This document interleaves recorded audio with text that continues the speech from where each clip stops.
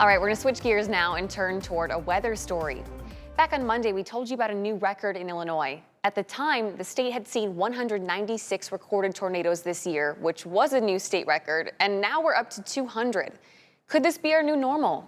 It's the third time in 4 years that Illinois has led the U.S. in tornado counts. And it's why meteorologist Andrew Stutzky is joining us right now here on The Current. Andrew, thank you for being with us. Hey, it's a pleasure as always. All right, are you surprised by 200 tornadoes this early on in the season? You know, I really am. We knew going into this year it was going to be busy, but we had no idea that it was going to be record-breaking busy like it has been. And is that just because of the weather patterns like El Nino, La Nina? What made you think it was going to be busy?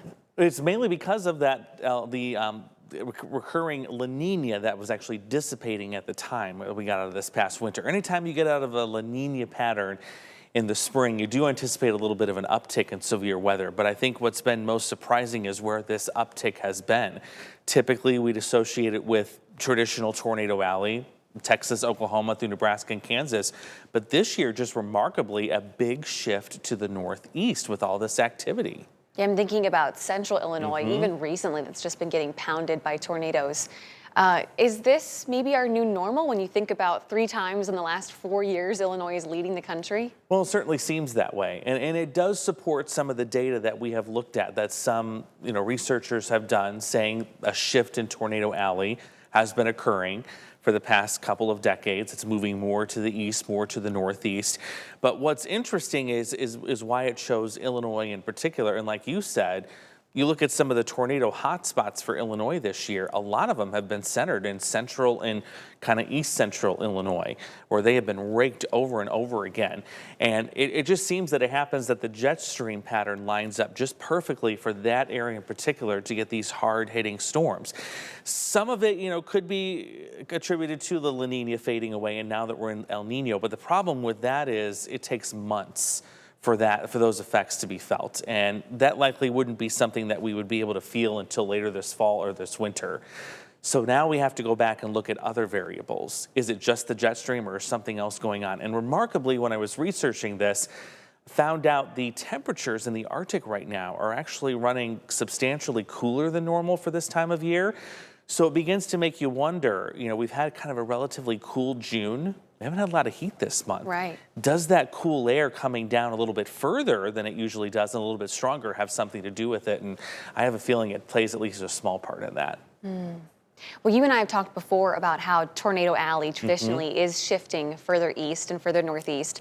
But there's also another piece to this puzzle in that we're getting more recorded tornadoes because the way that we record tornadoes is changing. Can you talk about that? Yes, we have the change in the EF scale, which gave us new intensity ratings. So that was a player. We talked about that lack of EF5 tornadoes. If you missed that story, go back and watch it. It was a fascinating one.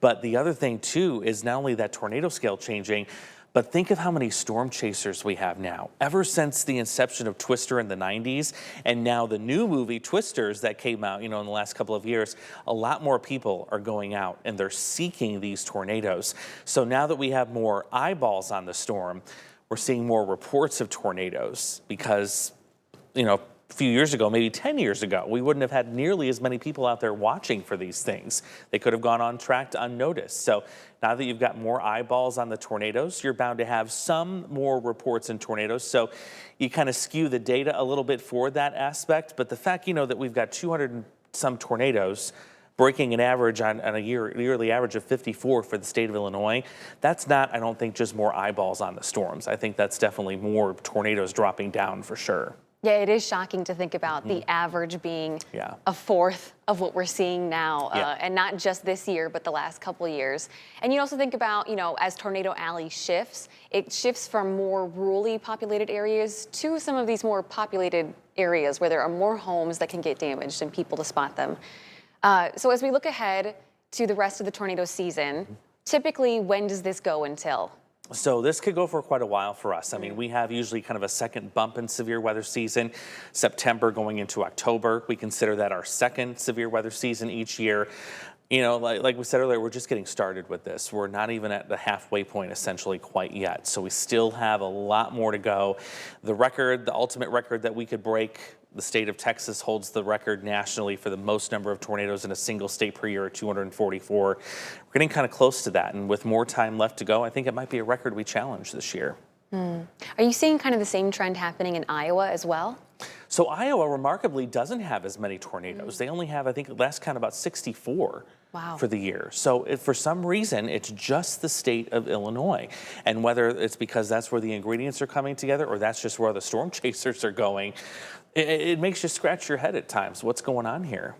So then before I let you go, I mean, what do you say to viewers that are watching that are afraid of severe weather and nervous for this trend in tornadoes? So there's a lot of storm anxiety out there. I see it every time we have a threat for severe weather here in the Quad Cities. And my best advice is if you're prepared, you are in great shape to be able to survive something like this and come out of it unscathed. It's when you're not prepared and you're panicking and you're rushing around at the last minute trying to get everything together, that's when your anxiety really just goes through the roof. So if you're prepared, if you're keeping up with the forecast, if you're watching our severe weather discussions, I call them information overload sessions, the more information you have, the better prepared you're going to be and the less anxious you should be as well. Andrew, thank you so much for your time today. I You got appreciate it. this. Thanks for having me. Yeah, and for you guys at home, if you want to share this story, our online version is up at WQAD.com underneath the As Seen on TV tab at the top of the homepage.